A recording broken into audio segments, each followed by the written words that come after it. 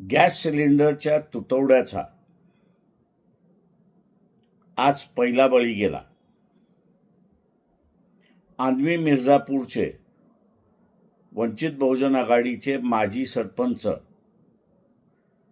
शंकरराव शिरसाट हे सकाळी 9 वाजल्यापासून गॅस लाईनमध्ये उभे होते. दुपारी 1-1:30च्या दरम्यान त्यांना चक्कर आली आणि त्याचमध्ये त्यांचं निधन झालं.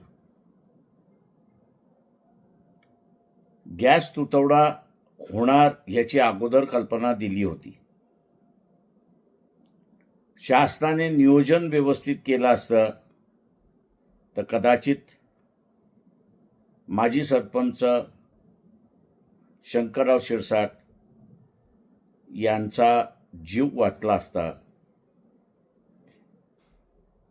केंद्र सरकार, राज्य सरकार या दोघांचा मी असताना धिक्कार करतो आणि यापुढेही गॅस सिलेंडरसाठी माणसं दगावणार नाहीत याची दक्षता त्यांनी घ्यावी हीच विनंती.